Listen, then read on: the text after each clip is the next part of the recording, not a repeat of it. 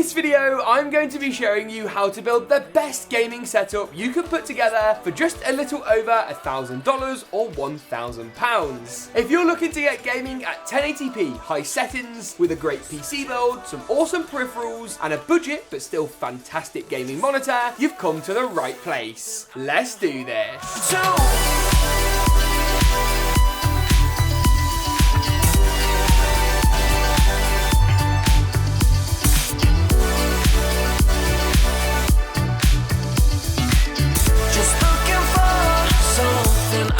Let's kick things off by taking a look at the PC components that make our PC build possible, working through to look at the peripherals and monitor as we go. First though, I've got to give a massive shout out to Ebuyer, who very kindly sponsored this video, sending out all the kit we needed to put this awesome setup together. If you're here in the UK and you're looking for great deals on the latest tech, components, monitors, absolutely anything you could want to supercharge your setup, go and take a look at those guys. I'll link them below, and they're very good supporters of the channel, so go and show them a little bit of love. Now, inside of our PC build today, we've got some really exciting budget hardware. For a long time, it's been basically impossible to build a budget gaming PC, and thankfully, times, they're changing. If we take a look at some of the hardware inside, you'll see we've got an RTX 3050 GPU at the heart of the setup. We've reviewed this card heavily, looking at models from Zotac, Asus, GeekaWhat, and just about everyone in between. This 2-fan Asus dual cooler though is phenomenal. It's available right now for a great price, both here in the UK and over in the US, and with plenty of video memory to play the latest titles, it's ready to get gaming right away. Take a look at some of these benchmark numbers we gathered from the 3050, showing just how powerful it is in the latest titles. There are alternate GPUs to consider as well. AMD's RX 6600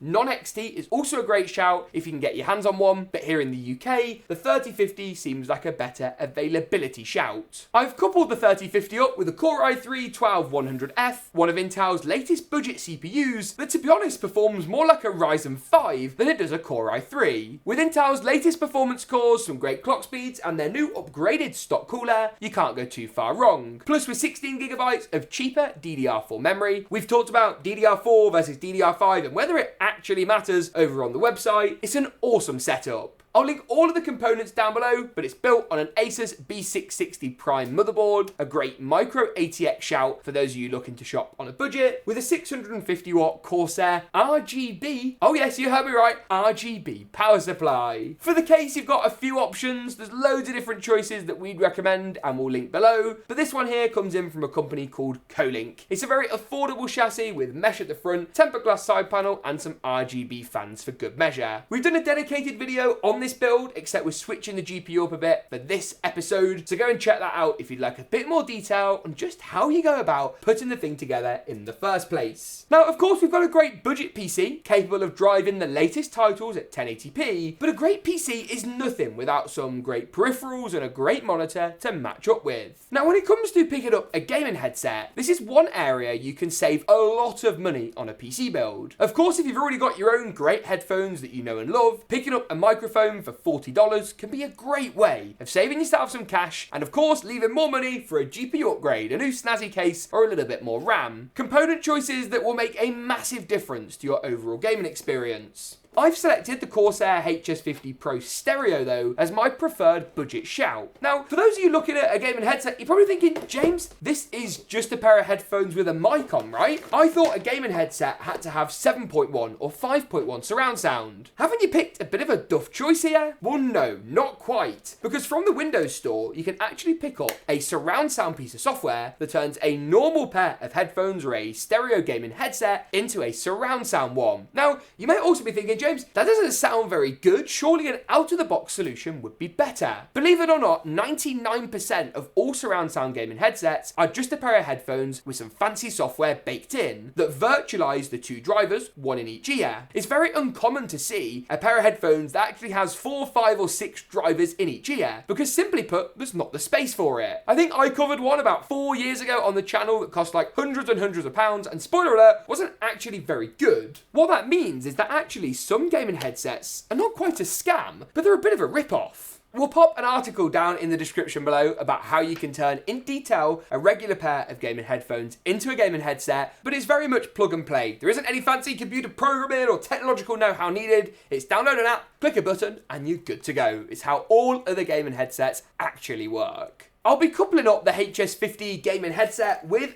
this, Corsair's Qatar Pro XT, the best budget gaming mouse you can buy, full stop. With a really light weight to it at only 73 grams and a powerful 18,000 dpi optical sensor, this thing is really impressive. Plus durable on-run switches make sure this mouse is good for its entire lifespan. You get just a tiny smidge of RGB on the mouse scroll wheel alongside DPI adjustment just up here. The thing is more suited to a claw than it is a palm grip, so gaming mice, obviously something to consider is how you're used to holding a mouse and how you want to actually hold a mouse, but I've been really impressed. This braided sort of paracord cable is also super lightweight and super low resistance. A heavy, thick braided cable can be bad because it increases the resistance of the mouse and thus basically defeats the point of having a mouse that's lightweight and low resistance in the first place. As I say, there's some really nice switches on this, going to be great for competitive titles with that really high DPI sensitivity. And of course, you can tune it in Corsair's IQ software. Something you're also able to do today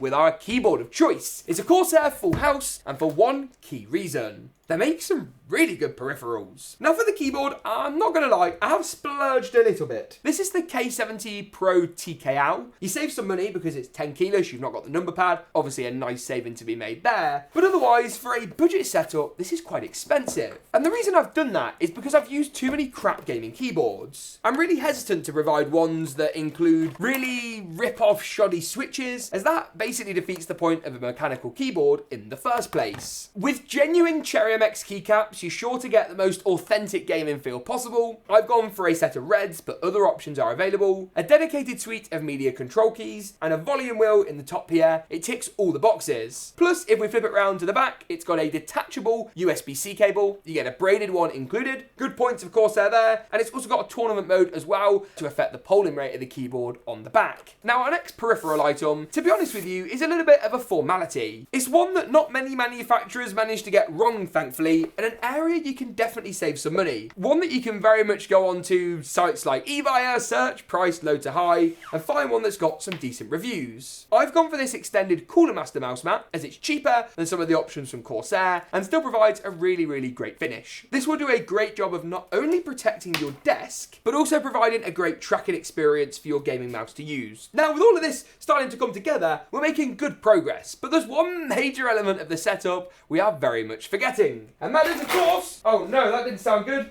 That is, I'm just going to dial that out nice and easily. That is, of course, our gaming monitor. Now, would you just look at this? This right here is the Msi Optics G32. What I hasten to say might just be a bit of a hidden gem when it comes to building a budget gaming setup. Now 32 inches seems kind of large, and that's, to be honest with you, because it is. 27 inches is a great alternative option, and there's loads of choice online with different 27-inch smaller panels. Heck, even 24-inch monitors are pretty well catered for. But for a more immersive gaming experience, 32 to me makes way more sense. Of course, a smaller screen size does allow you to get a more competitive edge in games, but for day-to-day use, multitasking, simulation titles, and just overall your experience in general, a 32-inch monitor is the ideal size for me. It's got a low response time of just 1 millisecond, perfect for, of course, busting input lag in some of your favorite games. You can combine that with a setting called NVIDIA Reflex, by the way, in games like Apex and Fortnite, as a tip for you, to further reduce your perceived input lag. It's got a 165 Hz refresh rate, allowing it to show more than the standard 60 frames in a given second, and of course, allowing you to take the best advantage possible of the high frame rates that your GPU can deliver. As if that wasn't enough, the VA panel also looks much better than the older TN style panels, although it won't look quite as nice as an IPS design, while support for technologies like AMD FreeSync, which actually also work on NVIDIA GPUs, of course allows you to get rid of screen tearing for a more refined gaming experience. The chin on the bottom is fairly hefty, but our bezels on the sides and the top are really minimal. And the only real complaint I would have about the monitor is the stand. This is one of the cheapest, nastiest monitor stands I've ever seen, and while, to be fair, it keeps the monitor very stable on a desk with a decent footprint, there's no height, no swivel, a bit of tilt, but definitely no rotation. I think your only option if you want to rotate your monitor is kind of just to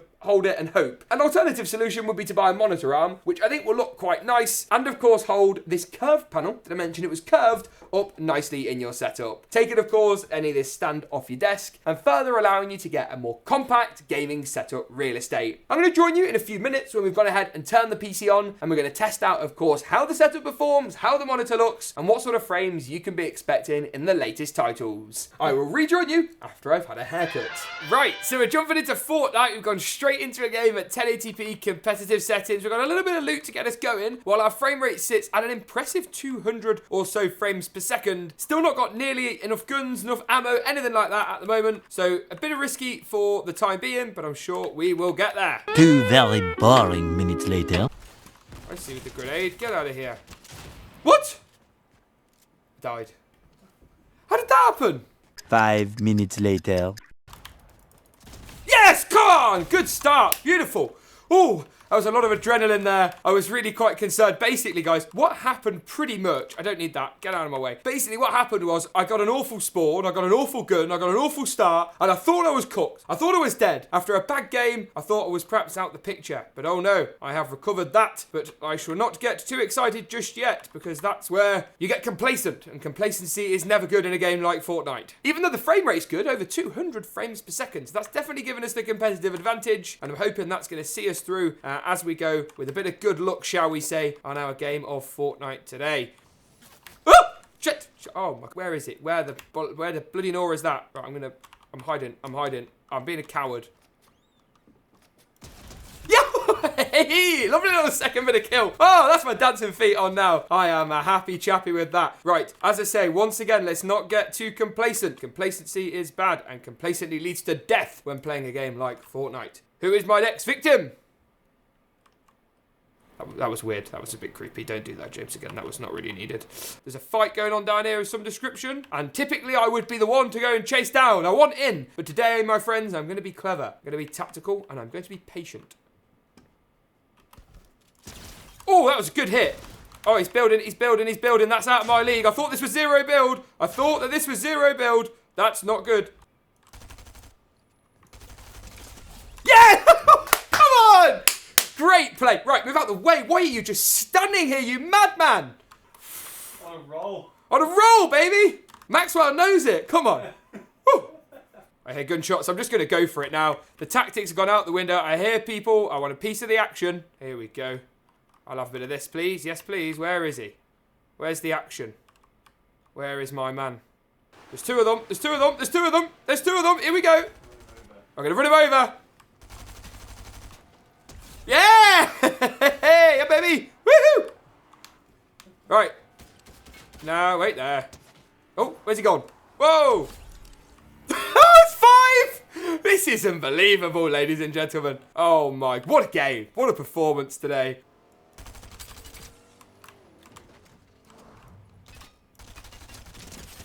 Yeah! Oh my goodness gracious me, baby. Oh, yes, he's got all that. Yeah, this has sorted my game right out. This could be one of the greatest moments of my life. I have never won a game of Fortnite, and today could be that day. Harry, I've killed 6 people! He's on for a win. Well, don't say that, Dan. Now I'm going to die. Oh, I don't know what to do. I'm falling to pieces. I'm genuinely clueless right now. I'm in full panic mode. Full panic mode right now. 300 frames per second. 300 frames per second on 3050. I'm in full panic mode at 300 frames per second. Oh, no, Daniel, this is not good. There's somebody here. I'm not alone. I am not alone. Oh, goodness me, this is not good.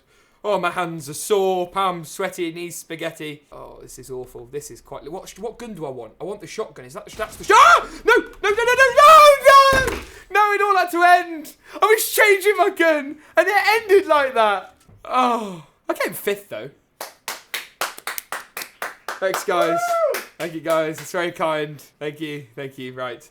Anyway, on that note, we're going to quickly load up Forza Horizon 5 and see how that runs. We've covered off, of course, our competitive frames per second titles, high FPS games, first-person shooters, but does, of course, Forza Horizon 5 cut the mustard on our 3050 base setup? I guess we're about to find out. Thankfully, no screaming, no elimination, no battle royale, none of that business in Forza. No Fortnite action again for this video. But if you want to see more of me playing Fortnite, make sure to get subscribed. Maybe that's not the call out I should be doing. No!